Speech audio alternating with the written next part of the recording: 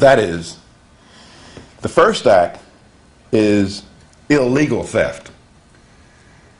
The second act is legal theft. It's just a matter of legality.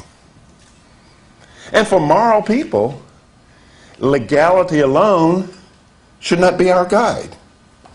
Because there are many things in this world that were or are legal, but clearly immoral.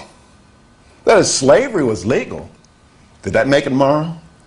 The Nazi persecution of the Jews, Stalinist and Maoist purges, they were all legal.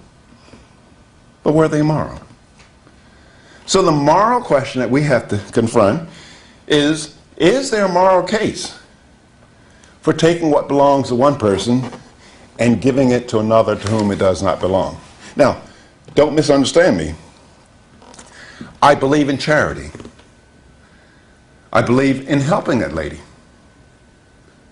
I believe that reaching into one's own pockets to help his fellow man is praiseworthy and laudable. Reaching into somebody else's pocket to help your fellow man, I think, is despicable.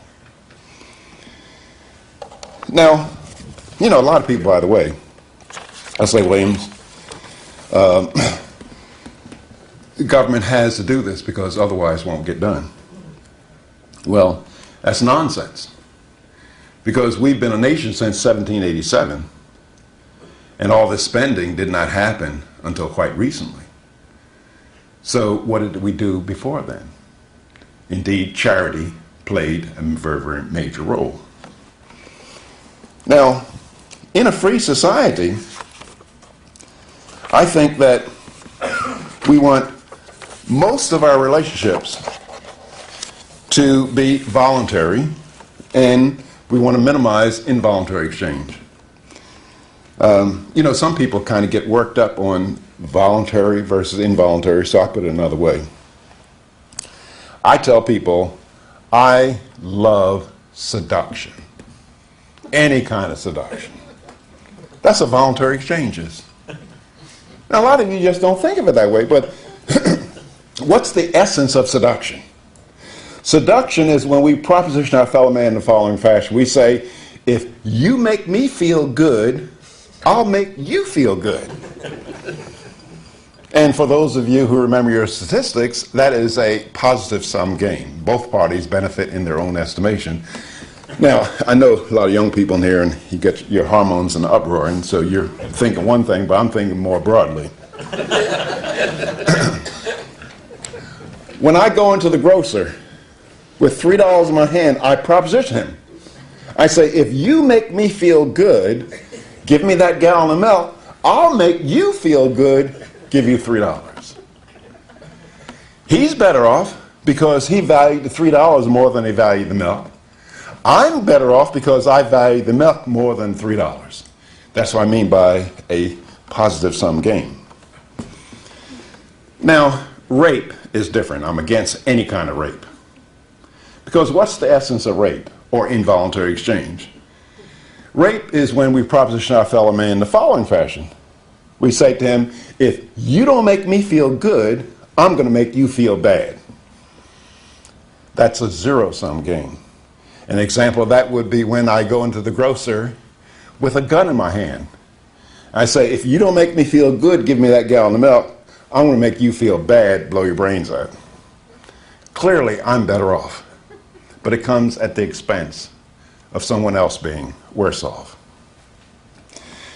Now, you know, by the way, a lot of people tell me,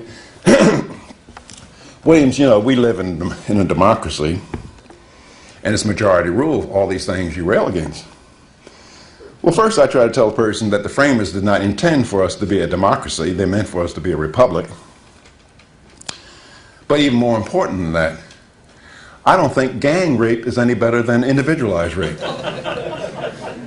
That is, just because you vote to rape somebody doesn't make it right. Now, widespread private ownership and control over property is consistent with seduction and the minimization of rape. Widespread government ownership over property and control over property is consistent with rape maximization. Government is the major source of rape-like exchanges. I mean, consider, in 1959, I was driving a taxi cab in Philadelphia. And I was making about $400 a month. In 1959, $400 a month was very good money, because when you got in my taxi, I was serving my fellow man very well, because when you got in my taxi, I could direct you to where you could buy anything you wanted 24/7. Anyway, in effect, I got this letter from the government saying, Williams, you'll stop making $400 a month and begin to make $68 a month. Now, people don't normally voluntarily switch in that direction. But the letter was, in a sense, telling me if I did not make them feel good by being in their army, they were going to make me feel bad by putting me in jail. So that's the essence of our relationship with government. Now, there's a lot of nonsense that we hear in the media and on college campuses. People say we need big government to offset the bigness and the power of industrial giants like IBM, AT&T, General Motors, Exxon. That's nonsense. In a free society, the only way that Exxon can get $1 from me is if I volunteer to give it to them.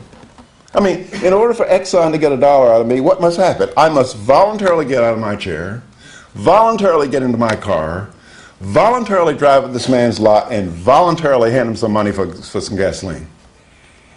What does he have power over? He doesn't have any power over me. Now, Congress can get dollars out of me whether I want to give it to them or not, even if they require going over my dead body. I don't volunteer to give money to Congress. Now, I would be remiss if I did not say that big business can get dollars from us, whether we want to give it to them or not. But what do they have to do first? They have to first get permission from our elected representatives to rip us off. And indeed, they do that. Let me give you an example.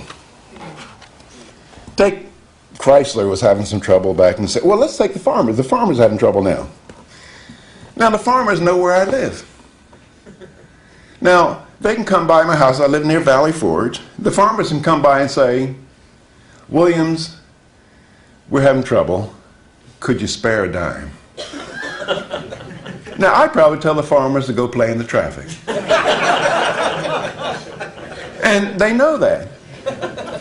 And so they'll get their senator. They'll say Senator so-and-so, let's say like former Senator Dole. They'll say, Senator Dole, if we ask Williams to voluntarily help us out, he's going to tell us to go play in the traffic.